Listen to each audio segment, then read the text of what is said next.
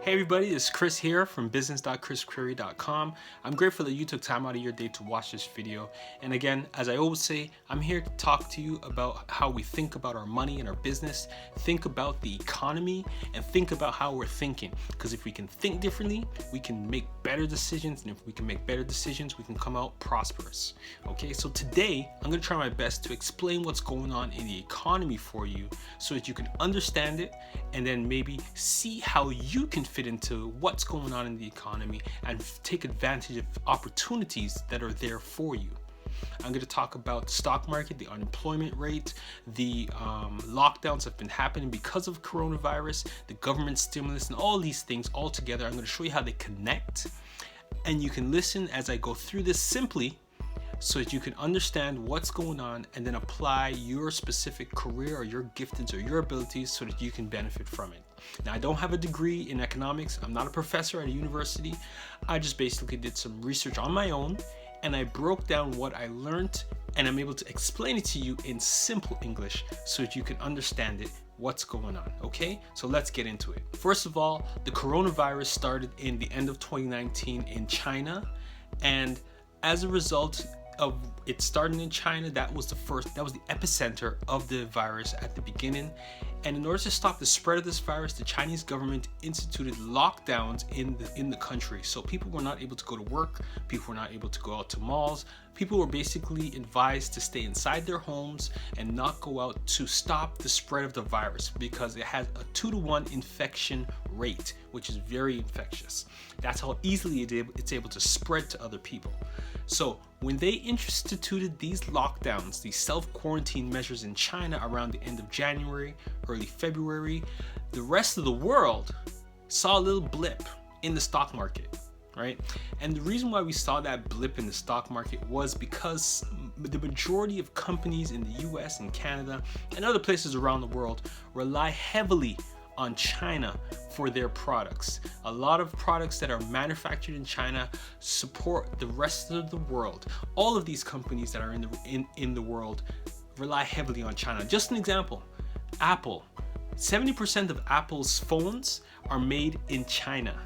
Okay, so when China went into lockdown, if you look at Apple's stock price around the end of January, beginning of February 2020, you would have saw a little dip in their stock price.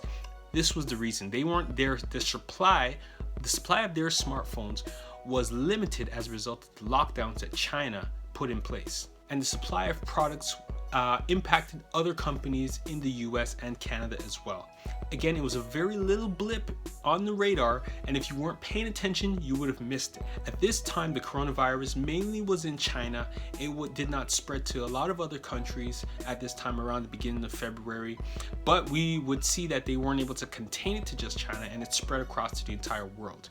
Now, if we fast forward to March, around the middle of March, that's when we see the virus is in the US, it's in Canada, it has already devastated places like Italy and Spain, and now it's in the US and in Canada. What they decided to do was institute lockdowns as well. And this is when the stock market lost at least 30% of its value. So what that means is companies that were listed on the stock market, the New York Stock Exchange, took a huge nosedive at that time, and they lost a lot of the value, so their stock price went down. Okay, and the reason for this is because these companies had to close their doors. They weren't able to make revenue because people were not able to go to work and produce anything. People were not able to go into the malls to spend their money, and a lot of people had a lot of debt. Don't think about a pink elephant, and I'll get back to that in a moment. But a lot of these companies, some of them even right now, went bankrupt because of poor financial management. There was plenty of years of financial prosperity that these countries have experienced, and they should have saved up a huge stockpile of cash. And the companies that will make it out of this coronavirus pandemic are the companies that saved up a lot of cash reserves to weather the storm. The companies that were poorly financially managed, it's going to be challenging for them to make it without a bailout from the government. So lockdowns went in place, and what happened was a lot of people started to lose their jobs, and a lot of companies just closed altogether because they didn't have enough money to sustain the expenses that continued to incur as a result of the lockdowns. They weren't bringing in any revenue, and they still had expenses going out. So as a result of it, they had to close their business, go out of business, because they weren't able to meet the expenses. Now, the unemployment rate skyrocketed at this time. In the US, the unemployment rate skyrocketed to 14%. 36 million people registered for unemployment. In Canada, it was only 13% of people that were unemployed, 2 million people. But the population of Canada is so much less than the US. The percentages, as you see, are fairly close. So this is a huge percentage of the population that is now unemployed. Now, one of the things that the government stepped in at this point to do was to issue stimulus checks. So in these two countries and other countries as well around the world, they decided to increase the national debt and give money to their citizens in the form of stimulus payments. You would receive a check if you qualify for it. If you lost your job as a result of the pandemic, you'd receive a check in the mail, and you can use that money to pay for any expenses that you had, to any emergency expenses that came up, any essential things that you needed like food or medicine or anything that you needed to do that was important. And they asked that if you owed anything like your rent or your mortgage payments, that you contact those people who you owe the money to and ask them to defer your payments until we weather the storm of this coronavirus pandemic. Now, I mentioned to you before about a pink elephant. This is the elephant in the room: household debt. If you look back to the financial crisis of 2008-2009, we see that one of the big factors in the reason why that the housing bubble burst is because they were qualifying people for mortgages that didn't have the income to back it up. And now these people had these homes and huge amounts of debt associated to them, and they had no way of paying it back. And if you go even further back, way back in time, you go back to the Great Depression. If you go back to the period before the Great Depression hit, it was called the Roaring 20s. At that time, there was a lot of advancement in technology where they created the first washing machine that they used to wash their clothes. The automobile was very popular at this time. And the other thing that they created in the Roaring 20s was this thing called credit, where you can borrow money to buy something expensive that you didn't have the money for at the time. So there was a huge amount of debt that people racked up in the Roaring 20s, and you could say that it was one of the factors that led to the Great Depression, among other things that led to the Great Depression. But I'm not going to get into that too much right now. But we see history repeating itself in the Great Depression, the financial crisis, and now this coronavirus pandemic.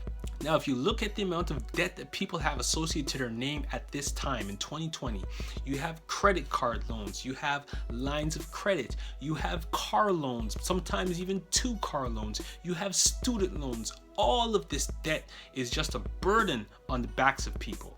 And now their incomes have dried up. How are they going to pay this debt? We don't know what's going to happen yet because we're in the middle of it right now. But I'm hoping that all of these companies who are collecting this money can show some mercy towards these people and allow some sort of deferral payment or payment plans so that these people don't declare bankruptcy. Because if they do and they start to declare bankruptcy, we're going to have greater problems in the economy. So this is how all these things work together. You have the lockdowns that went in place, people aren't able to work, then you have the unemployment rate rise in all of these countries because companies have mismanaged their finances, and now they're not able to weather the storm and pay the expenses even though they're not bringing in any revenue. You have the government stepping in and giving some stimulus checks which help the people in the immediate right now, but what it does is down the line you will see something about taxes that are being increased on regular people, and they have a huge debt burden that countries have to pay back. I'm talking trillions of dollars that they have to pay back in the future. So you heard it here. Remember when it happens at the next elections or in 5, 10, for decades down the line, there will be debt that this country has to repay because of this pandemic. And then you have the stock market as well, right? Companies that were not huge companies that were not well financially managed have lost a lot of money. Their value has gone down. We've seen it go back up a little bit now, but that's because the government has stepped in and encouraged companies in forms of stimulus packages and other bailouts and other things like that that have caused these companies' value to go back up. But the damage has already been done. Some companies did not make it. Some of them do not exist anymore. Like, for example, in Canada, a company called Reitmans, it's a retail company. They filed for bankruptcy. And I'm sad to say that they were a company that employed a lot of people across the country. Now all those people need to find new jobs, right? So the ripple effects are great. It started with the lockdowns, people not able to work, stock prices started to drop, unemployment rate went up, debt became a burden on people because now they don't have a way to pay it back. The government stepped in with stimulus checks to help people in the immediate right now with essentials that they need to pay. And hopefully, just hopefully, when this whole coronavirus pandemic gets out of the way and maybe they find a vaccine for it, things will get back to normal and we'll be able to work again. But it's going to be very competitive for people to try to find a job. So I'm praying for God's favor on you. If you have lost your job, I'm praying for God's favor for you so that you can find another job. And even more so, find your opportunity, because in all of this, there is huge opportunities for people. I want to remind you that there's a 1-month business challenge that I started up. In that 1-month business challenge, it shows you how to find your gift, your ability, your specific idea, shows you how to attract an audience. It shows you also how to build a business, a product, or a service, and how to market it and share it with people so that you can start making money. It's my 1-month business challenge. And in 1 month, you could be making as much as $500 and then learn how to scale that up to make even more money in the following month and in the months to come. And in a time like this, we need to be more creative and use what we have inside of us, like the parable of the talents. God has all given us abilities and talents. He's given us something that we can use and create something great to serve many people and to be a blessing to other people and cause revenue and income to come into our lives. Okay, it's all inside of us. So it's my 1-month business challenge. The link is in the description below. I hope I was able to simplify this whole thing with what's going on in the economy right now for you. I have other videos as well on the screen right now. You can click them. If this video blessed you, make sure to subscribe so that you can get other videos, and I'll see you on the next video. Make something great happen today. Peace.